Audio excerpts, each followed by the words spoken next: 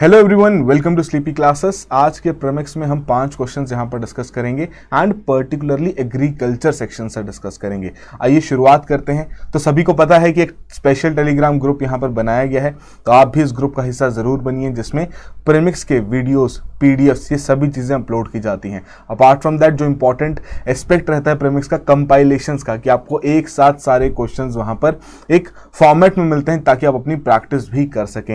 And उसके अलावा एक वैल्यू एडिशन के लिए यहाँ पर आपको इंटरैक्टिव क्विजेस भी प्रोवाइड करवाई जा रही हैं। तो डेफिनेटली इस ग्रुप का हिस्सा बनिए एंड अपनी यूपीएससी की प्रिपरेशन को और बेहतर बनाइए। चलिए शुरुआत करते हैं आज के प्रीमिक्स का पहले क्वेश्चन के साथ। तो ड्रिल वही रहेगी, आप क्वेश्चन देखेंगे, आता होगा आंसर तो डेफिनेटली वहां पर मेंशन करेंगे, ठीक है। एंड सोल्यूशन देखने के बाद चेक करेंगे आपका आंसर था सही था या गलत। एंड टुवर्ड्स द एंड जो भी आपका स्कोर रहा होगा कमेंट बॉक्स में जरूर मेंशन कीजिएगा। चलिए, तो एग्री कमोडिटीज के एक्सपोर्ट से रिलेटेड 2 स्टेटमेंट्स यहां पर दी गई हैं। बताना है इन दोनों में से कौन कौन सी स्टेटमेंट्स यहां पर करेक्ट हैं। थोड़ा सोचिए, हर एक स्टेटमेंट को पढ़िए और करेक्ट ऑप्शन यहां पर मार्क कीजिए। पहले में कह रहे हैं कि इंडिया आपका वर्ल्ड का top producer as well as exporter है नेचुरल फाइबर का। एंड सेकंड में कहा जा रहा है कि जो एक्सपोर्ट वैल्यू है बासमती राइस की, वो इंक्रीज होती जा रही है सिंस फाइनेंशियल ईयर 2021। तो 2 स्टेटमेंट्स हैं, बताइए करेक्ट स्टेटमेंट कौन सी है।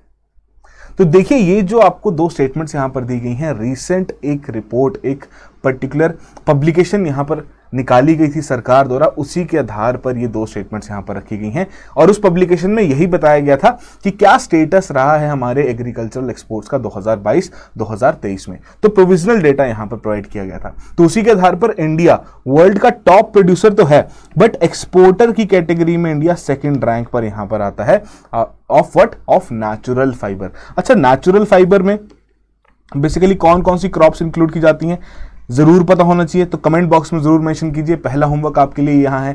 अच्छा, सेकंड यहां पर बात हो रही है बासमती राइस के बारे में। तो बासमती राइस के एक्सपोर्ट से रिलेटेड जो आपको स्टेटमेंट यहां दी गई है, इनकरेक्ट क्यों है? क्योंकि एक्सपोर्ट वैल्यू 2022 के फाइनेंशियल ईयर में एक डिप वहां पर देखने को मिला था, जो कि इस रिपोर्ट में भी हाईलाइट किया गया है और आपको भी यहां पर अभी फर्दर प्रोवाइड किया जाएगा, ठीक है। तो दोनों की दोनों स्टेटमेंट्स यहां पर करेक्ट थी, जिसके आधार पर डी ऑप्शन हमारी करेक्ट ऑप्शन है। तो आइए देखते हैं जो हमारा इंडिया का एग्रीकल्चरल ट्रेड जो यहां पर है, एक्सपोर्ट्स कितने हुए, इंपोर्ट्स कितने हुए हैं। तो एक बेसिक सा ट्रेंड यहां पर हम इजीली सेट कर सकते हैं कि सिंस एक्सपोर्ट्स ब्लू मार्क्ड हैं, इंपोर्ट्स आपके येलो मार्क्ड हैं, तो चलो एग्रीकल्चर सेगमेंट में हम एक नेट एक्सपोर्टर तो यहां पर जरूर हैं ही। और पिछले अगर हम 4 सालों की अगर हम यहां पर बात करें 2020 के फाइनेंशियल ईयर से, तो जी हां, हमें एक इंक्रीजिंग ट्रेंड यहां पर बढ़ता हुआ देखने को मिला है in terms of agricultural exports की वैल्यू में। बाय वैल्यू ये बात की जा रही है, डॉलर्स में यहां पर डिनोमिनेट किया गया है इसे। वहीं अगर हम बात करें कि अगर हमारे इंपोर्ट के बारे में, तो 2021 का जो फाइनेंशियल ईयर था उसमें हल्का सा यहां पर डेप्थ देखने को मिला है, बट उसके अलावा अगर हम देखें तो काफी हद तक आपको ये भी एक इंक्रीजिंग ट्रेंड है। बट वहीं अगर ट्रेंड बेस्ड क्वेश्चन आ जाए, जैसे कि आज पूछा गया बासमती राइस से रिलेटेड, तो वहां पर इस चीज को एक्नॉलेज करना पड़ेगा कि जी हां ये डेप्थ है, तो उस केस में स्टेटमेंट इनकरेक्ट हो जाएगी। बट एक्सपोर्ट के सेगमेंट में पिछले 4 साल की बात करें तो जी हां एक इंक्रीजिंग ट्रेंड हम यहां पर विटनेस कर रहे हैं। इंपॉर्टेंट है इस प्रकार के ट्रेंड्स को ध्यान रखना, क्वेश्चन उस तरीके से भी पूछे जा सकते हैं। और कई बार एस्पिरेंट के मन में ये भी डाउट रहता है कि सिर्फ प्रीलिम स्पेसिफिक है ये जो ट्रेंड्स की बात करते हैं। जी नहीं, मेंस में भी यदि कोई आपको स्टेटमेंट इस तरीके की आ जाए जहां पर आपको कोई डेटा कोट करना पड़े, तो वहां पर भी ऐसे ट्रेंड्स आपके लिए काफी हेल्पफुल रहते हैं, ताकि आप एग्जैक्ट नंबर्स याद ना कर पाए, ट्रेंड तो ध्यान रख ही सकते हैं, ठीक है, और वो जो कि आपका फैक्चुअली करेक्ट भी रहेगा, ठीक है। चलिए, तो वहीं अगर हम बात करें टोटल फार्म एक्सपोर्ट्स की वैल्यू यहां पर दे दी गई है इन द प्रीवियस ईयर 2021-22 में टोटल एक्सपोर्ट्स इंपोर्ट्स कितने हुए थे वो यहां पर बता दिया गया है। ट्रेड सरप्लस यहां पर देखने को मिला है, अर्थात हम एक्सपोर्ट ज्यादा कर रहे हैं, इंपोर्ट यहां कम कर रहे हैं, पर ट्रेड सरप्लस में एक मार्जिनल से आपका डिप भी यहां पर देखने को मिला है।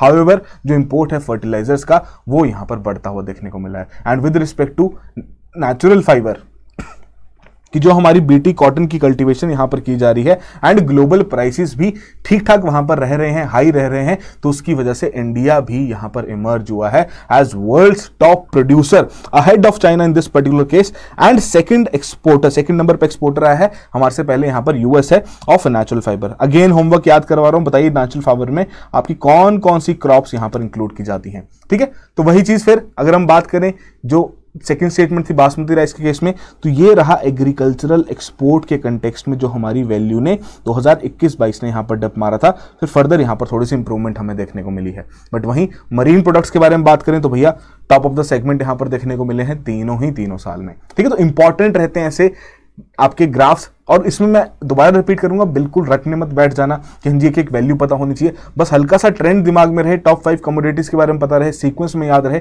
तो इजीली यहां पर बात बन जाती है। ठीक है, तो आई होप आपने करेक्टली मार्क किया उस क्वेश्चन को।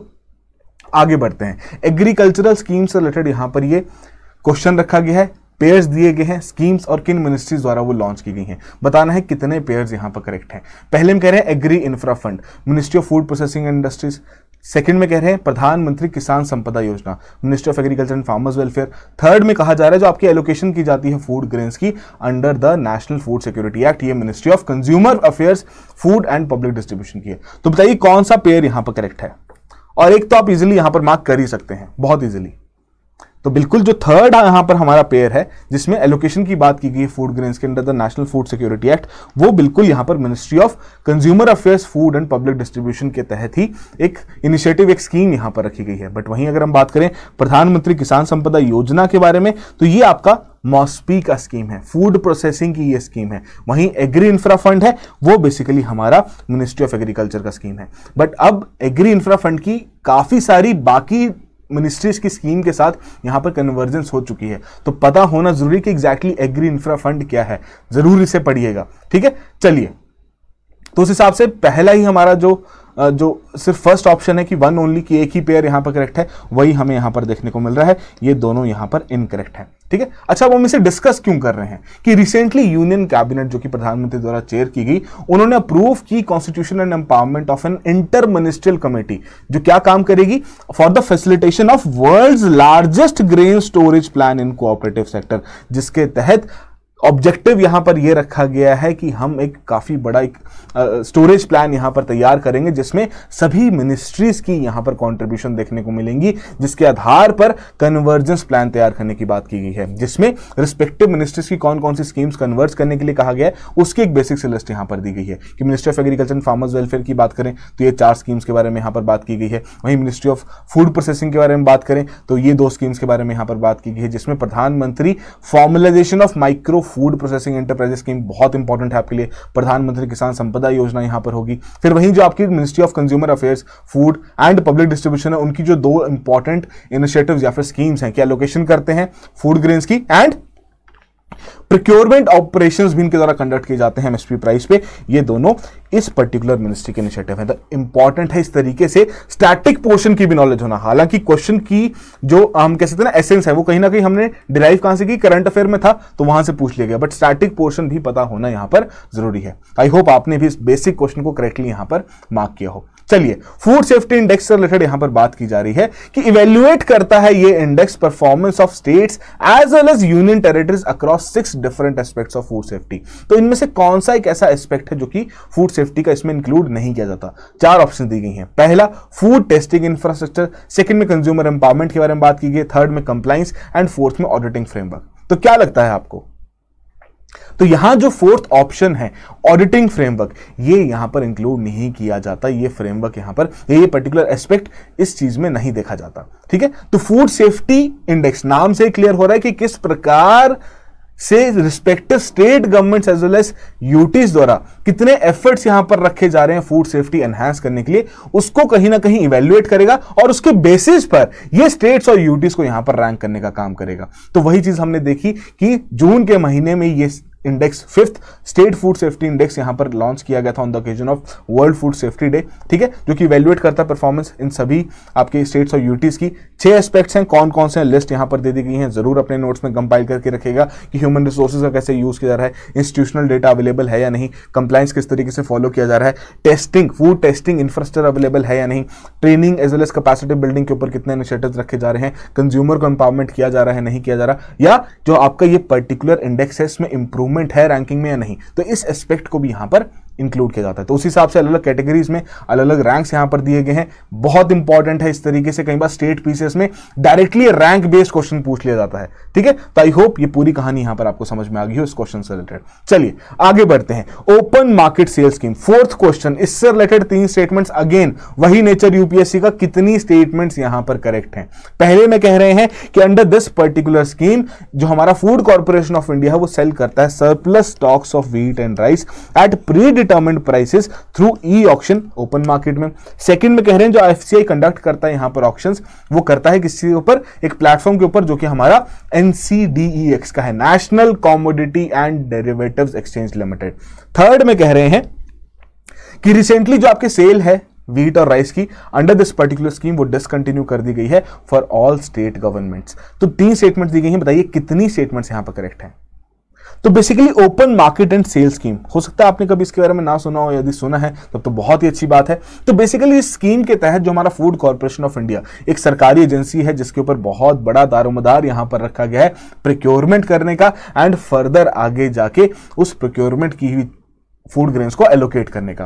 ठीक है, तो फूड कॉर्पोरेशन ऑफ इंडिया यहां पर क्या करता है कि जितना भी उनके पास सरप्लस स्टॉक है व्हीट और राइस का, एक प्री डिटर्मिन्ड प्राइसेस पर ई ऑक्शन के माध्यम से ओपन मार्केट में सेल करता है ताकि मार्केट में भी उन फूड ग्रेन्स की अवेलेबिलिटी बनी रहे एंड प्राइसेस भी वहां पर स्टेबल रहे, जिसमें उनके द्वारा एनसीईडीएक्स इस पर्टिकुलर प्लेटफॉर्म का यूज किया जाता है, जिसमें सरकार as well as private players दोनों को ही ये ऑफर रखा जाता है कि आइए और प्रोक्योरमेंट हमसे कर लीजिए, हमसे आके ये व्हीट और राइस यहां पर खरीद लीजिए अगर आप चाहते हैं फर्दर अपनी मार्केट में वहां पर बेचना। ठीक है, अब स्टेट गवर्नमेंट्स के लिए इंपॉर्टेंट क्योंकि स्टेट गवर्नमेंट्स भी यहां पर अपनी रिस्पेक्टिव कुछ ना कुछ स्कीम्स निकालती रहती हैं, तो उन्हें भी जरूरत पड़ती है इस प्रकार की प्रोक्योरमेंट की, तो वो भी इस ओपन मार्केट स्केल स्कीम के माध्यम से केंद्र सरकार से कर पाती है, एफसीआई से कर पाती है। बट जो थर्ड स्टेटमेंट यहां पर दी गई है कि सभी स्टेट गवर्नमेंट्स के ऊपर एक तरीके की रिस्ट्रिक्शन या फिर डिसकंटिन्यू कर दी गया है सेल, तो ये सभी के लिए नहीं है, ऑलमोस्ट आपके सभी स्टेट गवर्नमेंट्स के लिए है, बट जो नॉर्थ ईस्टर्न है, हिली स्टेट्स हैं, उनके लिए डिसकंटिन्यू नहीं की गई है। तो ऑल जब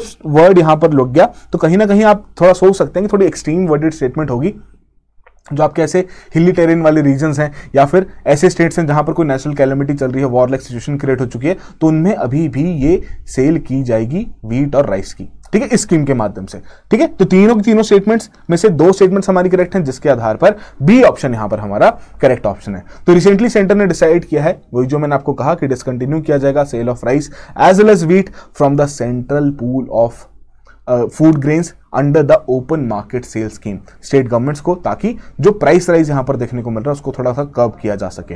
ठीक है, तो according to the recent order जो कि यहां पर एफसीआई द्वारा रखा गया, उसके तहत ये बात रखी गई, जिसमें यह बोला गया कि जो आपके नॉर्थ ईस्टर्न स्टेट्स हैं, हिली स्टेट्स हैं, उनके लिए डिसकंटिन्यू नहीं किया गया, उनके लिए अभी भी ये कंटिन्यूइंग फेस में है। और अगर कोई भी ऐसा स्टेट है जहां पर लॉ एंड ऑर्डर सिचुएशन चल रही है, नेशनल कैलेमिटी चल रही है, वहां पर भी दिया जाएगा। तो एफसीआई यहां पर लिक्विडेट कर सकती है राइस, कहां, जो कि इनके पास अवेलेबल है प्राइवेट पार्टीज के लिए from the central pool stocks as per the requirement in order, ताकि आपकी जो मार्केट प्राइसेस हैं, जो वही वाली बात है ना, सब जगह तो सरकार यहां पर फूड ग्रेन्स नहीं बेच पाती। ठीक है, कहीं जगह आपके प्राइवेट प्लेयर्स भी बेच रहे हैं, तो उन्हें यहां पर दिए जा सकते हैं ताकि मार्केट में प्राइसेस स्टेबल रहें। वहां पर सडन अगर सप्लाई की दिक्कत आई तो प्राइसेस बढ़ते हुए देखने को मिलेंगे। क्या है ये ओपन मार्केट सेल स्कीम, वो आपको पूरी इंफॉर्मेशन यहां पर दे दी जा चुकी है, हम इसको डिस्कस भी कर चुके हैं। ठीक है, तो यूजुअली जो आपकी ओएमएसएस है ऑपरेशनलाइज की जाती है ताकि फूड ग्रेन सेल किए जा सके प्री डिटर्मिन्ड प्राइसेस में ओपन मार्केट में। ठीक है, एंड जो फूड ग्रेन्स हैं यहां पर बल्क कंज्यूमर्स को बेचे जाते हैं, प्राइवेट ट्रेडर्स को बेचे जाते हैं during the particular lean season. ठीक है, तो बेसिक इंफॉर्मेशन एक आप इसे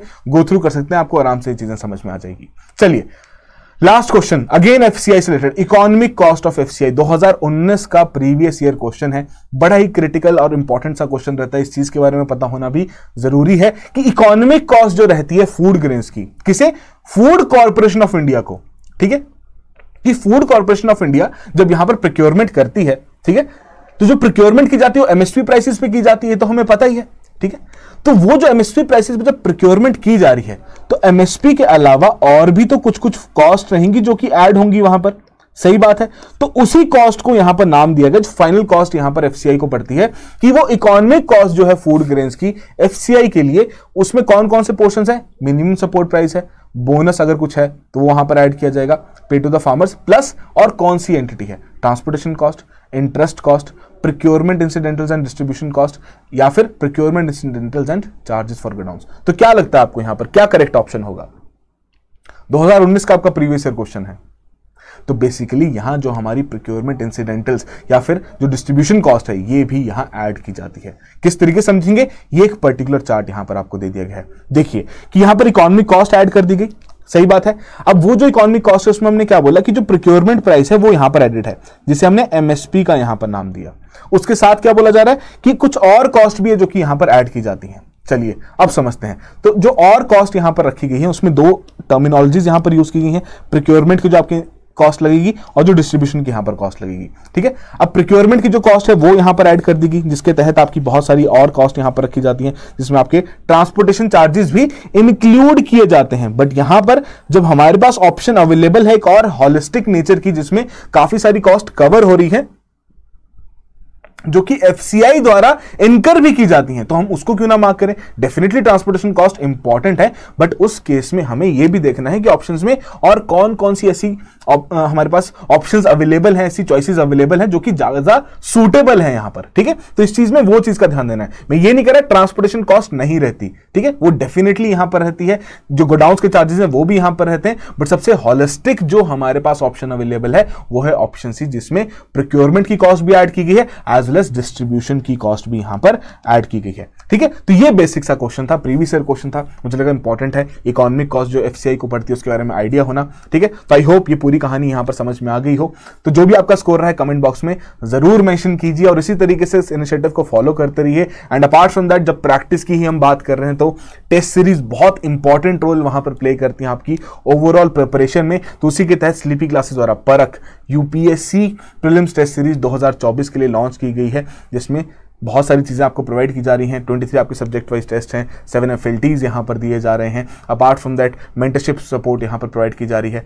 बजट और इकोनॉमिक सर्वे का एक सप्लीमेंट्री टेस्ट यहाँ पर आपको दिया जाएगा। कॉम्प्रिहेंसिव कवरेज है करंट अफेयर्स की। तो ये सारी डिटेल्स आपके सामने अवेलेबल हैं, तो डेफिनेटली जाइए इस कोर्स में एनरोल कीजिए, टेस्ट सीरीज में एनरोल कीजिए, ताकि अपनी जो भी आपकी प्रिपरेशन स्ट्रेटेजी आप फॉलो कर रहे हैं उसको टाइम टू टाइम टेस्ट भी करते रहें। इंपॉर्टेंट है आपके लिए। चलिए, so that will be all the very best, have a good preparation.